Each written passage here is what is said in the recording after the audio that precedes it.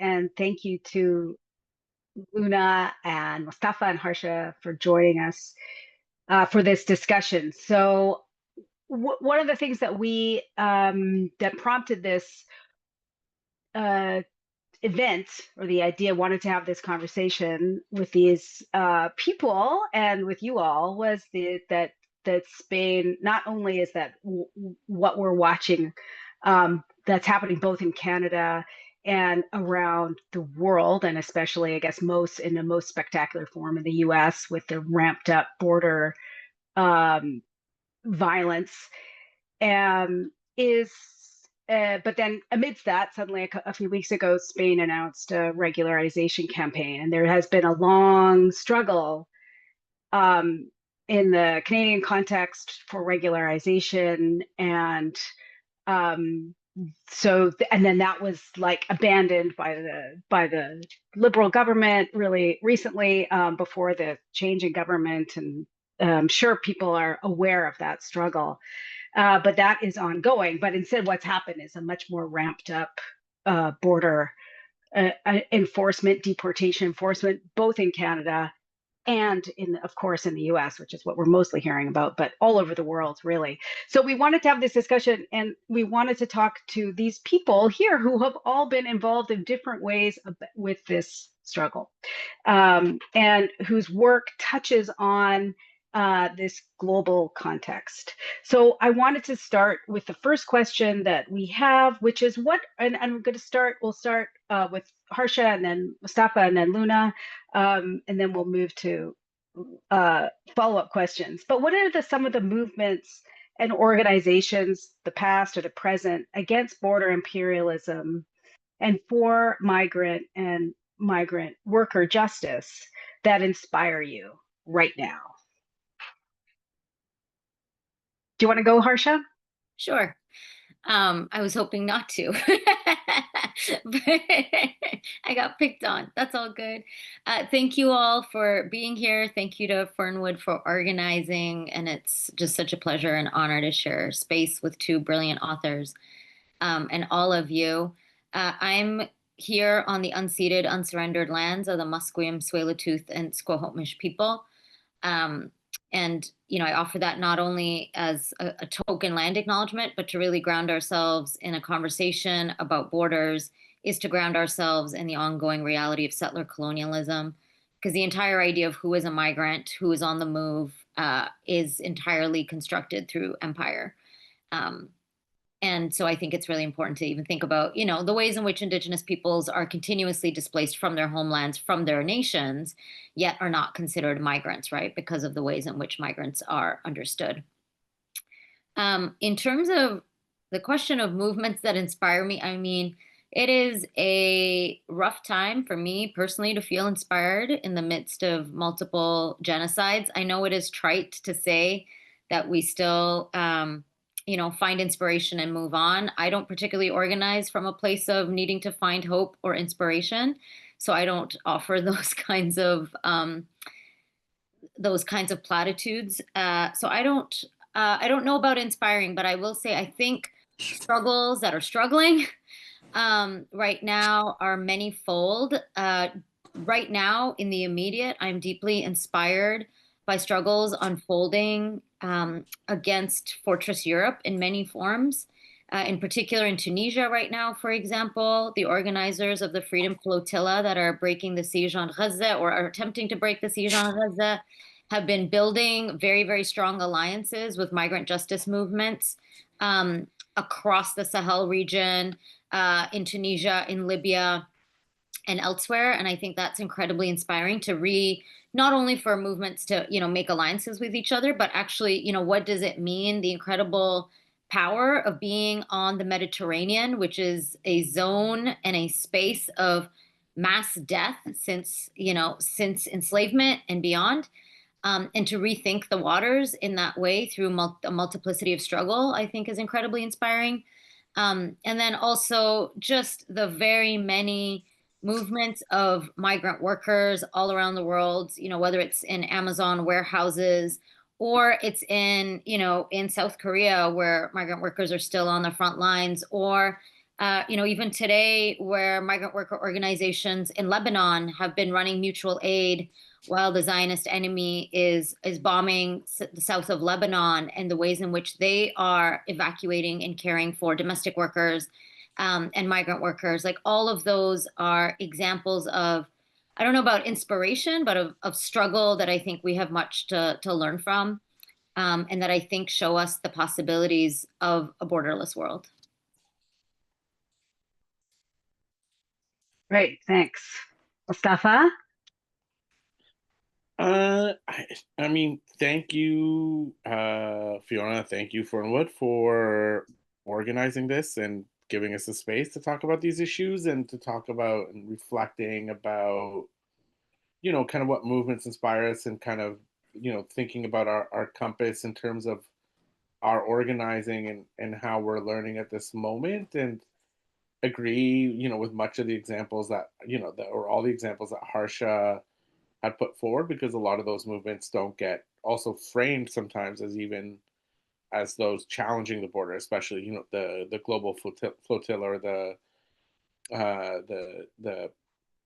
freedom flotilla, and the arrests that are happening and the disappearances in Tunisia. But I mean, for me, sort of also related in that vein, uh, is in Italy. I recently, and people don't. There's a backstory, to the general strikes that happened in solidarity with Gaza, which is very much centered on migrant workers' struggles in Italy, right? So the general strikes in November that sort of paralyzed Italy were called for by a small radical union, two of them, USB and COBAS. And at the heart of these unions are migrant workers from North Africa, from Pakistan, from Bangladesh, who are struggling both locally in the Amazon or in the logistics capitalism.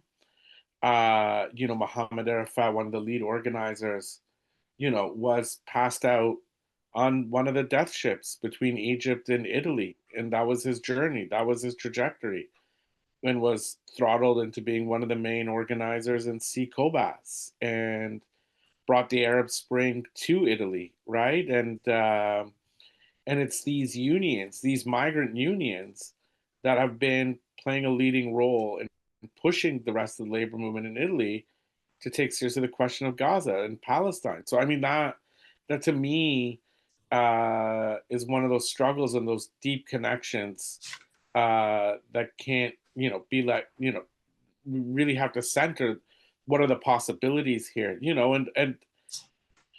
and always, I'm gonna have to do a local shout out, but I mean, I don't even want to take credit. Today we got a deportation temporarily stopped of one of our members, Ranjit Singh, and one of the people on this webinar helped out greatly, Gwen. But I'm not going to take credit. But there's something that happens in Park X because we created the space, and lots of people are from that community. Lots of people who migrated, specifically from the Punjab in 2018, 2019, who are struggling in their workplaces, who are struggling against their deportations, and who are struggling, for social housing. All of them, very class-based organizing, and they're doing it together as a whole community, constantly, constantly, constantly, and defending each other, right? And so, and it's that kind of organizing we need to nourish, to support in this coming period, right? Like with the attacks on migrants, because we're seeing it in the US, the ways in which people are resisting ICE in the US. But are we centering that kind of resistance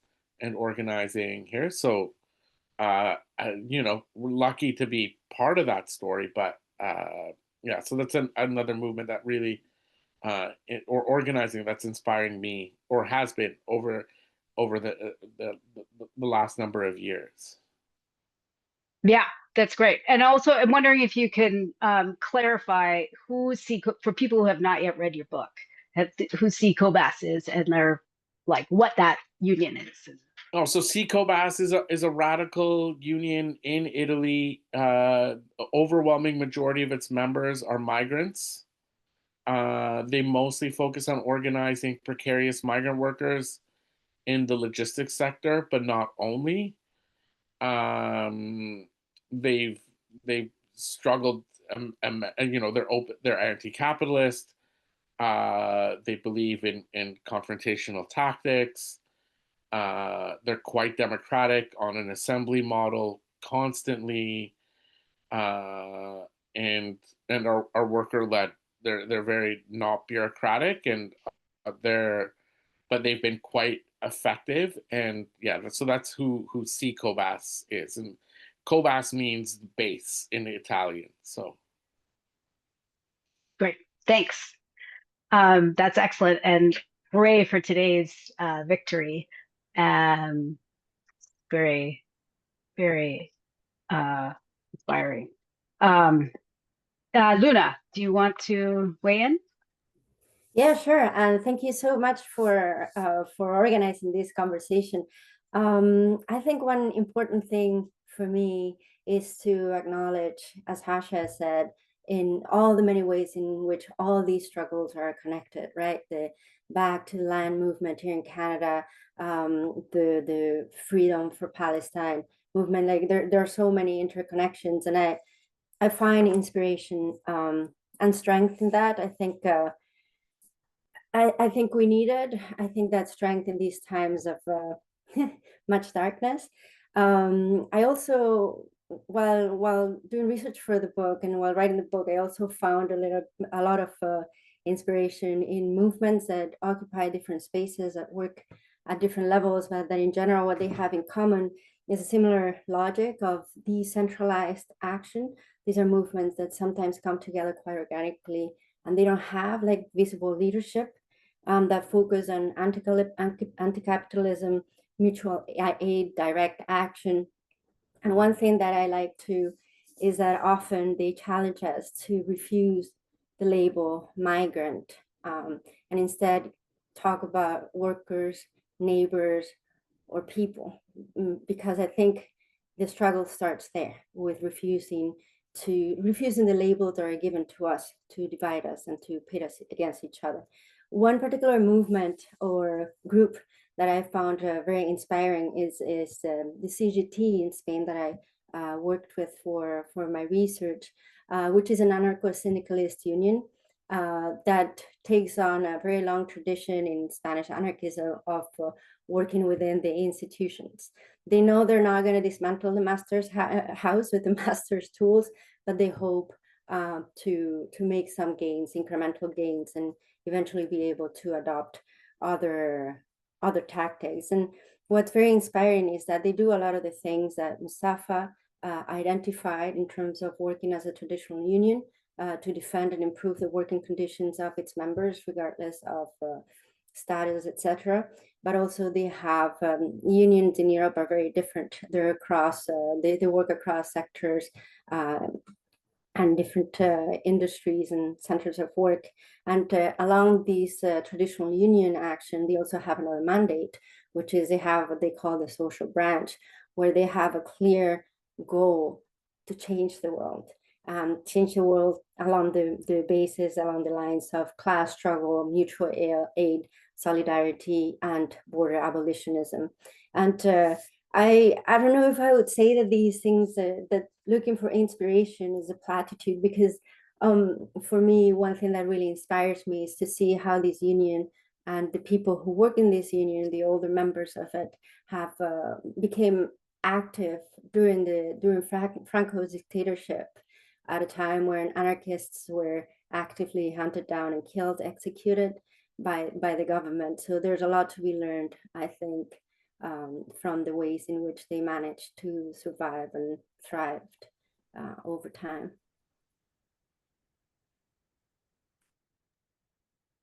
Great, yeah. And what's interesting about this connection between all of these is like also thinking about how this union is organizing in the as an anarchist union, and the that's just one node of like how this organizing is happening, and like that is resulting in state policy that is somehow like this, like going against the general tide of Fortress Europe, which is also fascinating, like how that pressure is being exerted on the state to act. So how about, can we turn to now to this, the question of the all important question of status for all as a demand, and what it means for struggles against rising authoritarianism today. Like, how do we think about that struggle? Because it is kind of like what you're talking about too, Luna, where you're trying to like when people are being labeled or like designated as migrant and migrantized, as Nandita Sharma talks about it, like then that creates a kind of like that a separation. So but then and that's kind of where the challenge of the status argument lies, because it's a revolutionary demand or struggle, but that it is engaged with this complicated relationship with the state. So do you want to start, Mostafa, with that question? Yeah, I mean, they're intrinsically interlinked at this moment, right? And have been actually consistently, right? And sort of this, anti-migrant sentiment has always been part and parcel of authoritarianism, of of of of authoritarian movements, of nationalist movements. It has always been fundamental to their pillar, right? And throughout history and contemporarily, and you're seeing that become more explicit in terms of this sort of the racialization of migration as being fundamental, right? Steve Bannon's discourse is about the citizen and non-citizen, right? That's the code for racialization at this moment in the U.S., right? That the far right, well, elements of the far right, that this is not about race. This is about citizens, and whether those citizens are Latino or those citizens are Black, they should be awarded rights and the privileges, and non-citizens are the threat, right? And so there's intrinsically that link, but then also the struggle, in terms of status for all and breaking authoritarianism, is that when the scapegoating of migrants becomes a fundamentally cheap, it becomes quintessential, because migrants don't have political power within the system, right? And everybody knows that migrants can't vote, temporary migrants can't vote. So what is their power, right? Their power is economic power. Their power is the ability to mobilize. And so the ability to scapegoat migrants to carry out an agenda becomes quite convenient, right? And it's that whether it be the housing crisis, whether it be all the crises that they cause, you can then pin it on the migrants, and then demand at the same time migrants be the ones to actually resolve those crises, right? So housing is the perfect example. You can blame migrants for the housing crisis, but then create a migration program to bring workers to build houses, right? It's the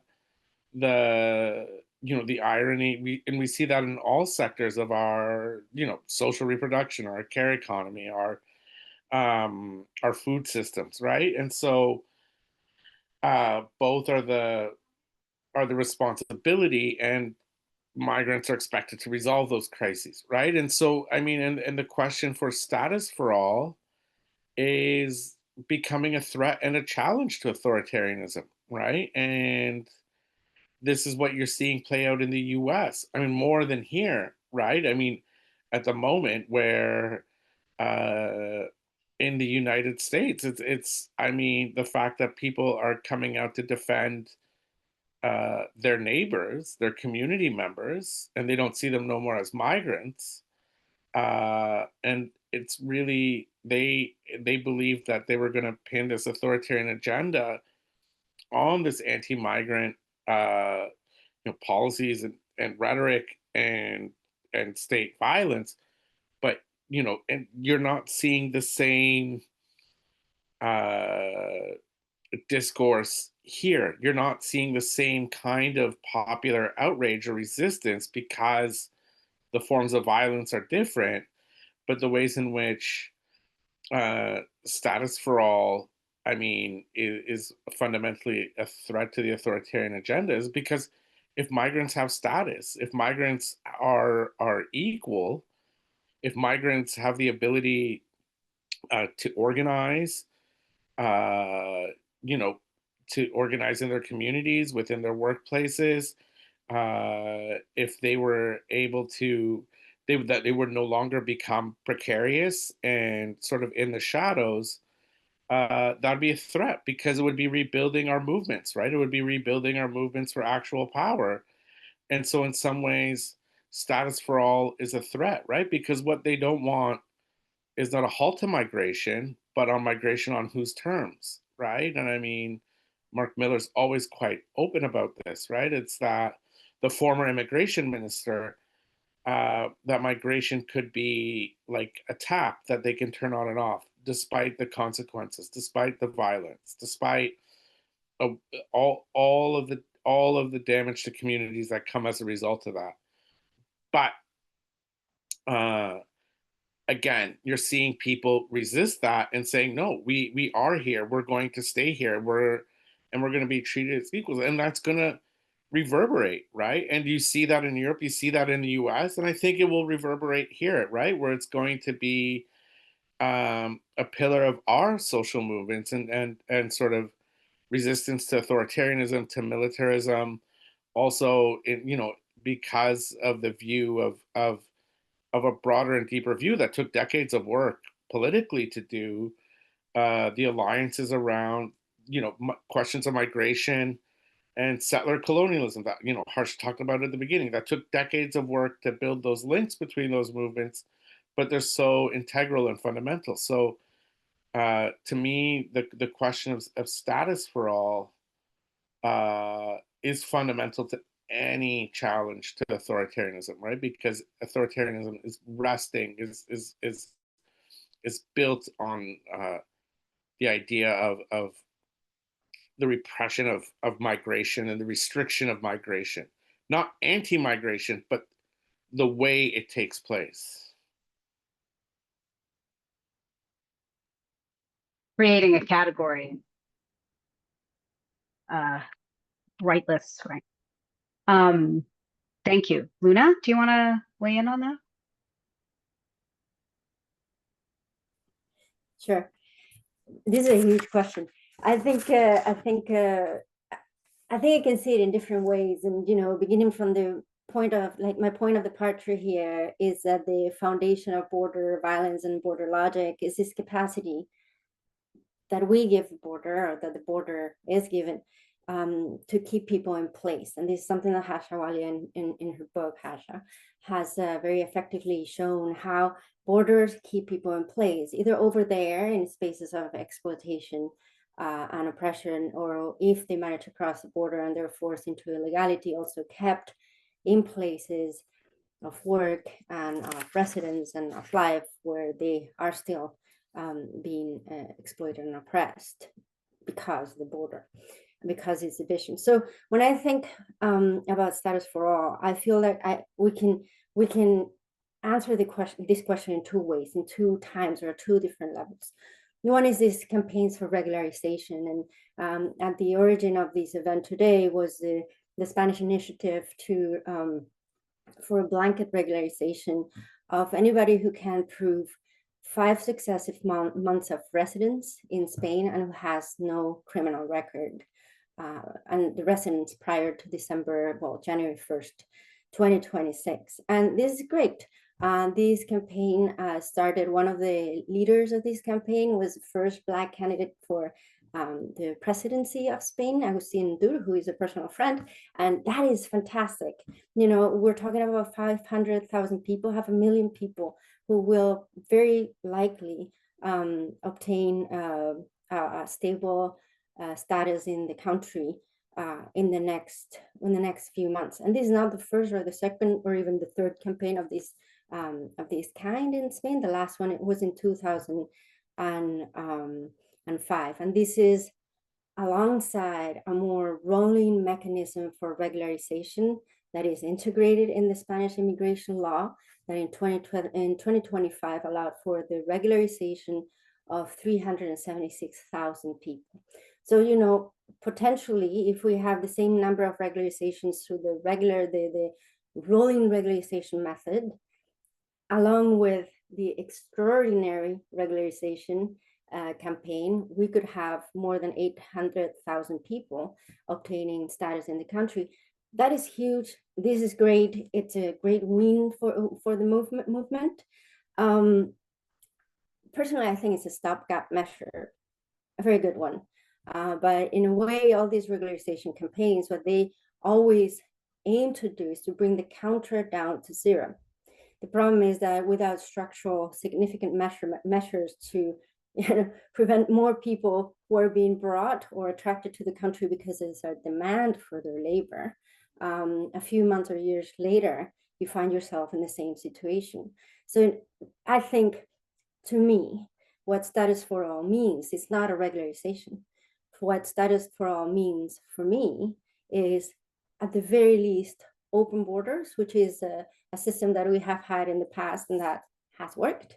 Or even more ambitious, we can be more ambitious and say, what do we need borders for? Who are they working for, really, in this kind of system? So kudos to the movement leaders and the members of the movement who brought along the regularization campaign. I think we can be more ambitious. So following up on that, if it is a demand, like a real demand of no one is illegal, if that is driving that idea, do you think because you mentioned earlier in your comments about the tradition of anti-fascism in Spain, how do you think that is playing out in this particular struggle right now? Oh, I think it's very instrumental in this case. You know, we have these people who are already in the country, who are working units.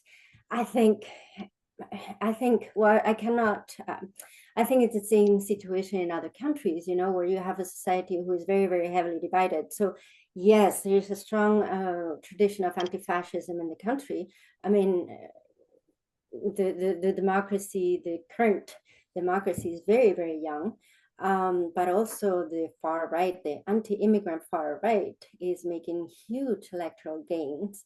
But in general, there's a view that that these people already are there and they need to be regularized, but mostly for instrumental purposes, because they're workers, because they're going to contribute to the economy in an aging society where there's not enough money for public services. So, right, yeah. So that's the complexity, yeah, for sure. Harsha, do you want to weigh in on that? Sure, thank you, and thank you both for yeah, those really smart articulations and grounded in what's happening in status for all movements. You know, one thing that I've been thinking about a lot is so in various European contexts, you know, for example, in Spain and France and Germany and elsewhere, one of the kind of parallel frameworks for status for all in radical anti-capitalist migrant justice movements is papers for all or no papers at all, which I think, you know, really strongly articulates, Luna, where you had left off, right? Which is status for all is really just, it's the floor, right? When we think about abolition and we think about the floor, status for all is the floor for most migrant justice movements. It's not the aspiration, which isn't to say we're not fighting for it, but it is the floor for what we are fighting for. Because what we're fighting for is a world in which, a world without borders, which is not just the actual dismantling of regimes that create migrants, as we're all talking about, but empire and capitalism and so much more that forces people to be displaced in the first place.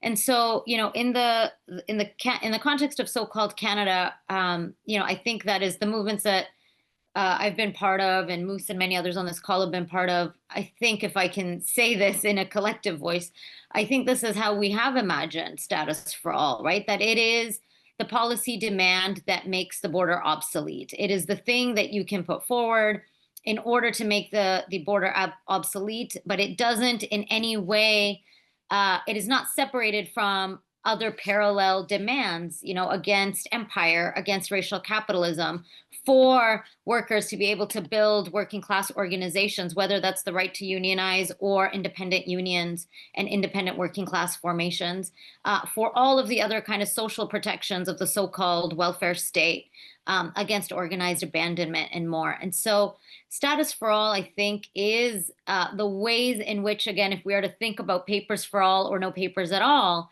is the idea that, you know, people have the freedom to move, right? It is one of the ways in which we articulate freedom of movement at its core.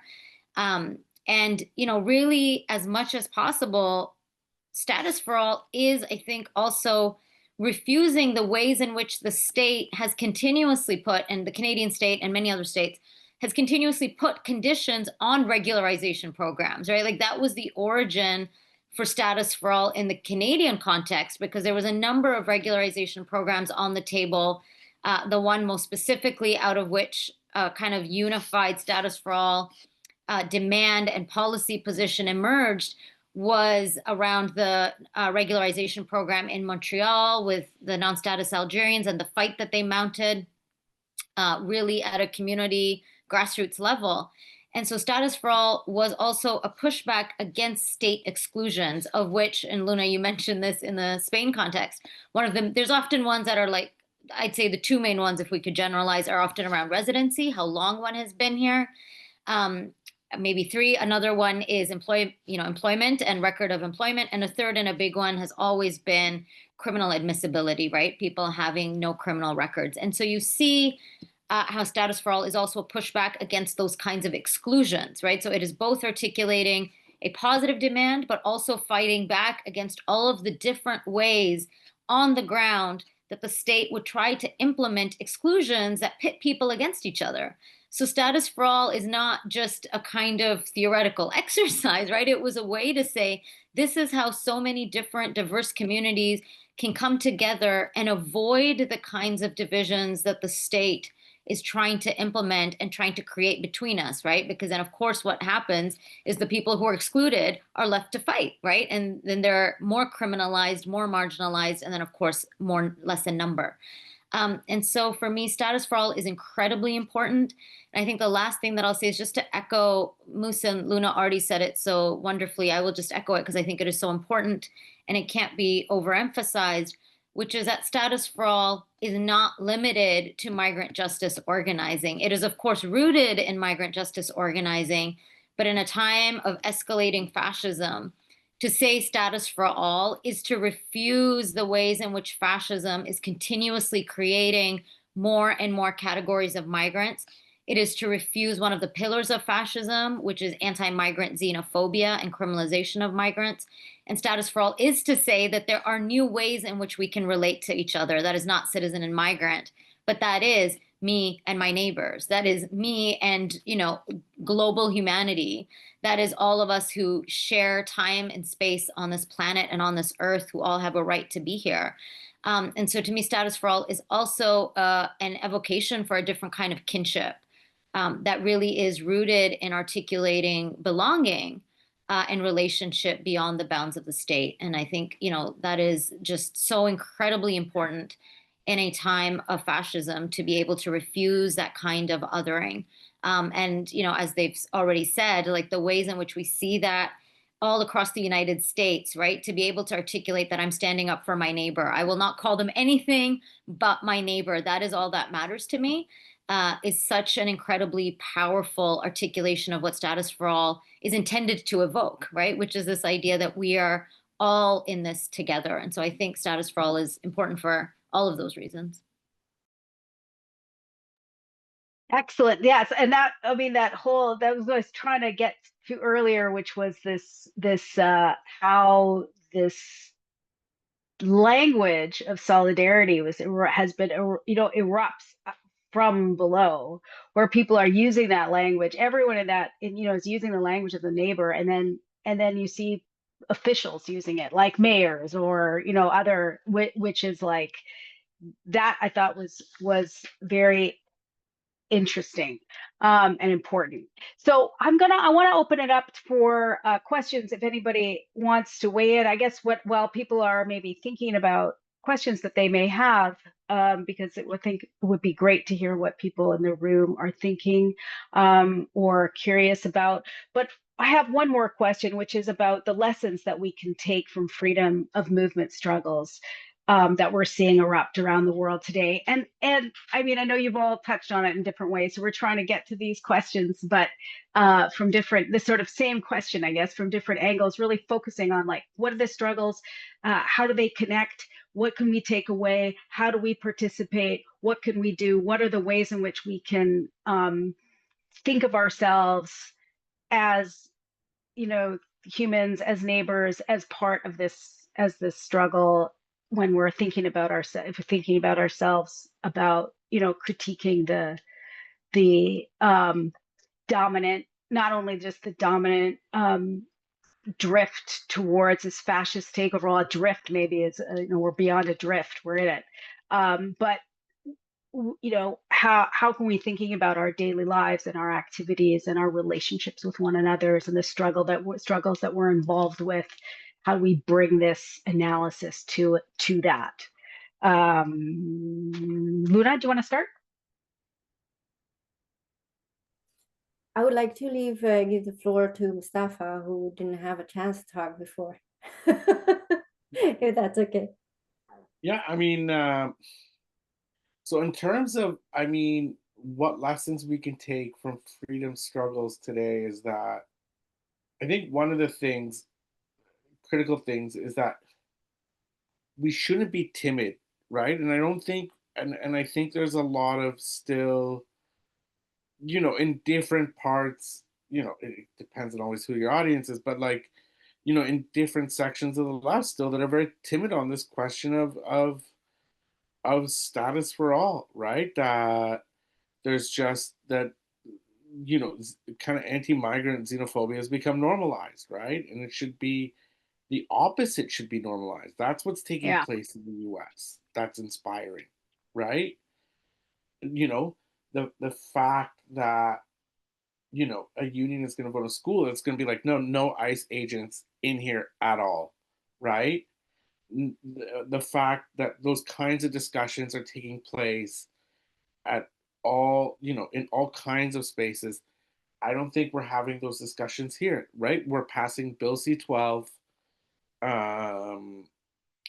which there's going to be increased enforcement, uh, decreases in, the resources into immigration, and the increases to CBSA, Canada Border Services Agency. So how are we bringing the question of migration and migrant justice into all kinds of spaces, right? And popularizing it, right? And I mean, I think those freedom struggles, I think we can learn um, from movements down south in particular at this moment. And that also that sort of back to basics organizing is effective, right? Like the kinds of organizing models that are just about the mass kind of organizing, the mass direct actions, on the West Coast, they're rallying in front of the detention centers every single day, right? And like every deportation is being challenged, right?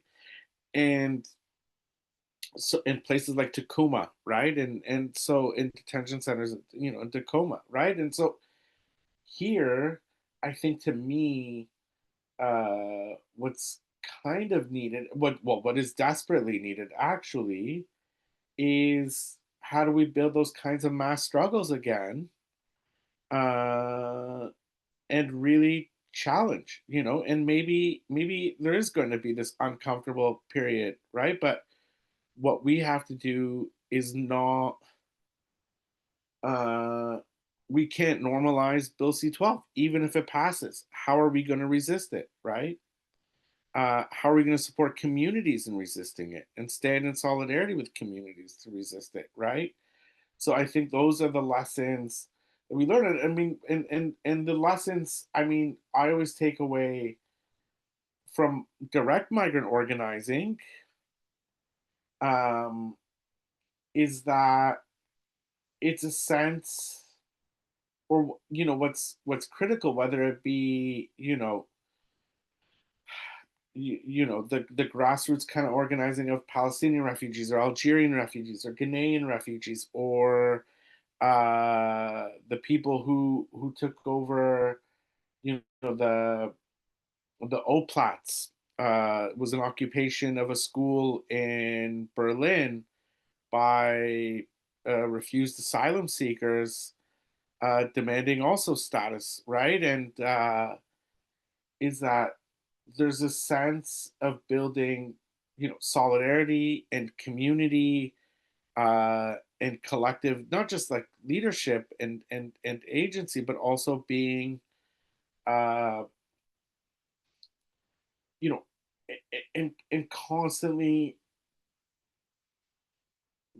building a grassroots presence, right? Like doing things, whether it be dinners and meals and taking space and tabling in front of the, in front of the school, or handing out flyers in front of the Gurdwara, or all of that kind of organizing is what we need to be doing and focusing now.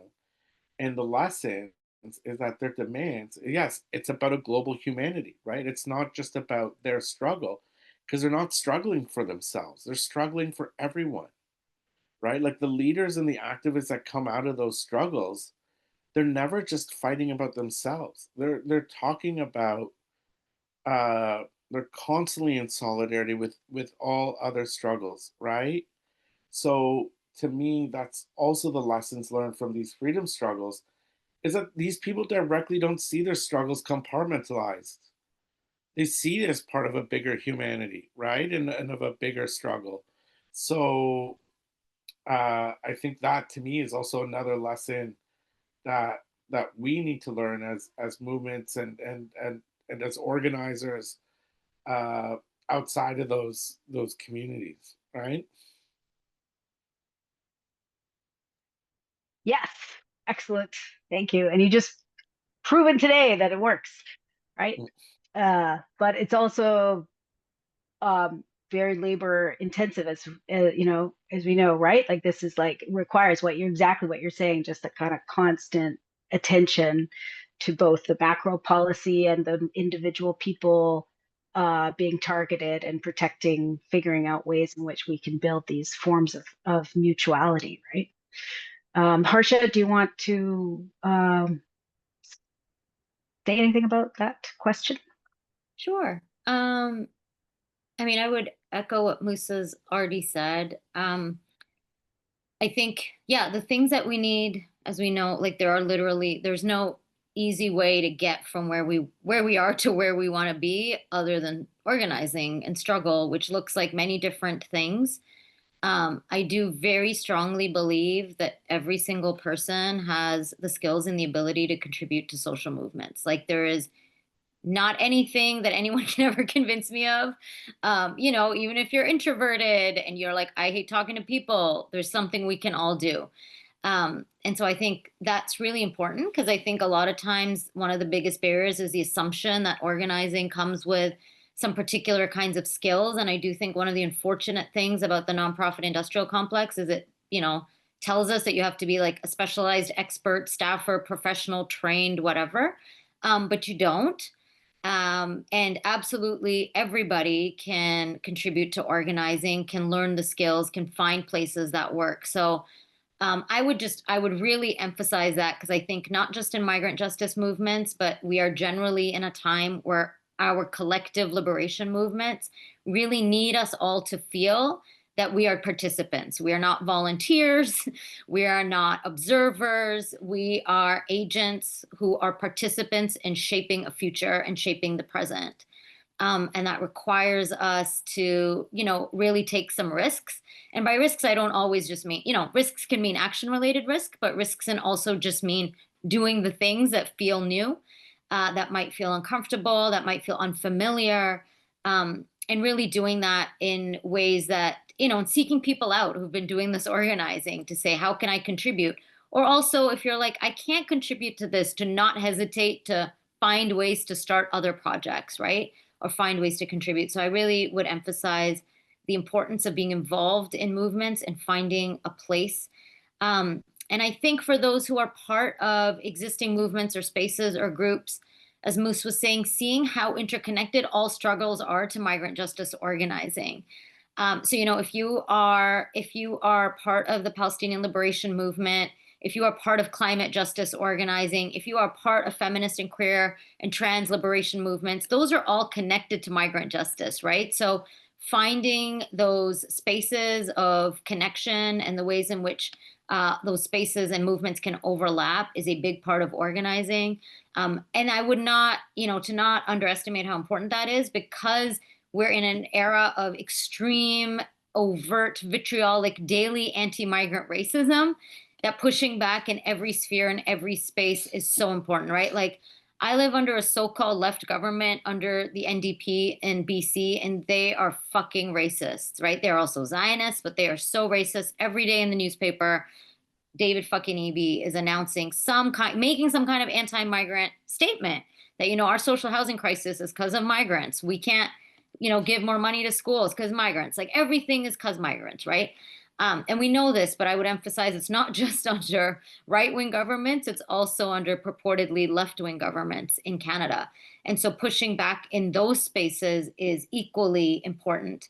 The one thing that I would encourage us to think through is that, as we know, a big part of pushing back in Canada is also pushing back against Canadian exceptionalism, right? It becomes very easy for Canada to say, we're not the States, we don't have ICE.